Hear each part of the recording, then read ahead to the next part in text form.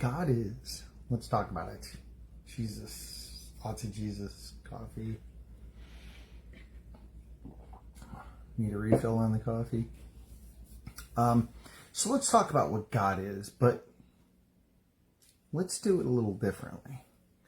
Let's talk about what he is not in order to show what he is. God is not an object. He's not an object. He's not a force. Okay. So, good morning, Felipe. He's not an object. He's a person. We know he's a person because of many things that he does. So I want to go over a lot of, probably 5 or 6 things that he does that show that he is a person. First of all, he moves, right? Objects don't move. He's a person. So we're going to Genesis. We're going to be in Genesis 1 a lot, going through creation. We're going to go into Genesis 1:3. God said, "Let there be light." And there was light. And God saw the light. Actually, we'll go into Genesis 1:2. Sorry. The earth was without form and void, and darkness was on the face of the deep. And the Spirit of God was hovering over the face of the waters. So he moves, right? He hovers, he moves, right? Objects don't hover and move. I mean, you could say a helicopter hovers, but it hovers with control of man. There's no control of man. God moved over the void. He speaks. We just heard that in Genesis 1:3. God said, "Let there be light." And there was light. He sees. Genesis 1:4. And God saw the light, and it was good. He creates. Genesis 1:7. God made the firmament and divided the waters which were under the firmament from the waters which were above the firmament. And it was so. So he sees, he creates, he blesses. Genesis 1:23.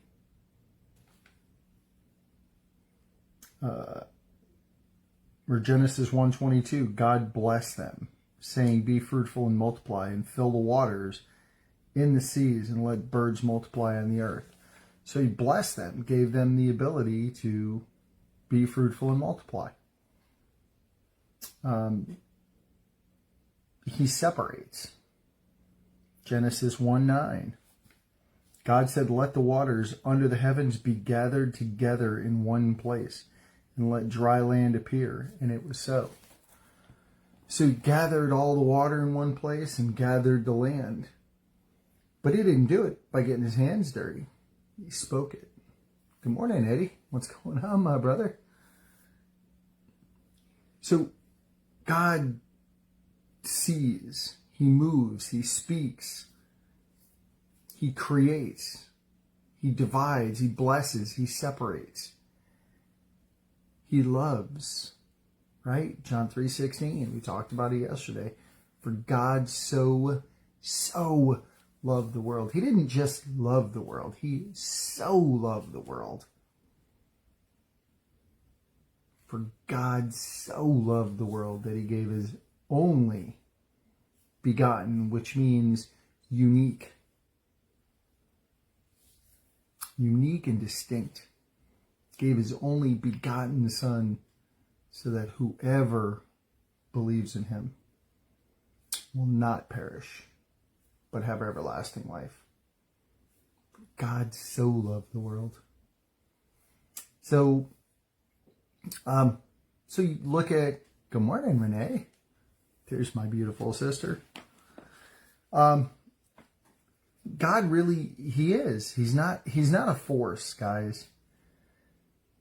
He's not a force. I mean, he's a person. He draws near to us. When we draw near to him, he draws near to us because he wants relationship, right? We saw that yesterday, and God gave, right? God gave us relationships. God gave man our suitable helper in woman, right? Bone of our bone, flesh of our flesh. God gives, God is. We know that God's a person because what did he say? Let us create man in our image. Well, when you're looking at your image, guess what? You're seeing the image of God. You're seeing the image of God. We saw Jesus. Jesus looked just like us. Person. What did Jesus tell his disciples after the resurrection? What did he tell them? If you've seen the Father, if you've seen me, you've seen the Father. I and the Father are one. Right? Who did he tell that to? He told that to doubting Thomas. Right? When doubting Thomas doubted, what did he tell him? Put your hands in my wounds. Put your hand in my side, where the spear thrust was, in the side. He is God. He is a person. He is God. He is a person. He's not a force. He's not distant. He's near. What did we just say? As we draw near to God, he draws near to us. Why? Because he wants that relationship. But he's not going to overtake you. Because he's a gentleman. It's not what he does. He doesn't overtake you and go, you're mine, and indwell you. No. You have to choose him. He created you, loves you, counts, has the number of hair on your head counted. Every grain of sand that's on this earth. Every grain of sand that's on the earth. Good morning, John. His thoughts for you outnumber all of those grains of sand. His thoughts about you. Good morning, 6. Yes, he's a gentleman. He knocks, right? He knocks. He's not going to kick the door in. There's no door handle on the outside.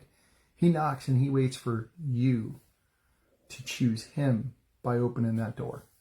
Guys, we're in end times right now. We really, really, really are in end times. There's biblical prophecy lining up and falling down left and right. You're going to hear me ramping up gospel because it's now. One, believers, now is when you need to step out in your faith. If you don't want a loved one left behind, step out boldly. Boldness is the order of the day. Ephesians 6, verses 19 and 20. As Paul prayed for boldness, pray for boldness. God's going to give it, because I promise you that's within his will. He wants bold disciples. He wants bold followers. Now's the time, guys. Euphrates River dried up. 4 empty caves found under the Euphrates River. What was housed under those 4? What was housed in those 4 caves? We read right in the book of Revelation, the demons that hold back the 4 corners of the earth. We're in end times, guys. You see it all over. Elon Musk and JP Morgan both have developed, Elon Musk developed Neuralink, which will go in the head, and JP Morgan has already patented and developed the chip to go in your hand. Guys, those are the mark of the beast. And they're not going to be hidden, because the mark of the beast is going to be visible. I personally believe right now, Antichrist is walking the earth. We are very much in end times. Volcanic activity is heavier than it ever has been on the earth. Earthquakes, natural disasters, fires, floods, ramped up. Pestilence on the earth. You're seeing, yeah, there's a lot. Out in Arizona earlier this year, there was locust, crickets all over the place. Yeah. Ramping up, guys. Believers need to step out. If you're not walking with the Lord, don't get hung. Don't get left behind. Place your faith in Christ. And know that when those that are around you, those believers that are around you, are no longer here, don't listen to the world if you're left behind. Don't listen to the world. It wasn't aliens that abducted us. If you're not walking with Christ, he might seem like an alien, but he's not. We got raptured up, caught up with the church, and we will be above watching the show. Actually, in the timeline, after we get raptured, we will be with Jesus at the throne of Christ, not the great white throne. We will be going through, believers will be going through our time at what's called the Bema seat, which is the judgment seat of Christ, and we will be judged for our works. So, hey guys, end times. He's real. He's real, and a lot of people on the earth are going to find out he's real. They're going to find out he's a person, because when Jesus comes back, the second time he's not going to come back. He's already come back as a lamb. Next time he comes back, he's coming back as a lion. He's first going to come he's first going to come bring his church home, because he doesn't want to deliver wrath onto his church. He won't deliver wrath onto us, so he will bring us home. And then when he comes back in his second coming 7 years later, after the end of the tribulation, it's going to be ugly. It's going to be ugly before it gets beautiful. So I love you guys. I know he loves you like crazy. He's very real, guys. He loves you. He loves you, loves you, loves you. I love you. That's why I do what I do. Because I love you. And because I don't want to see anybody left behind. I don't want to see anybody spending their life walking apart from the Lord. Because life in him is the only life there is. It's the only life there is. It's a life of peace beyond all comprehension.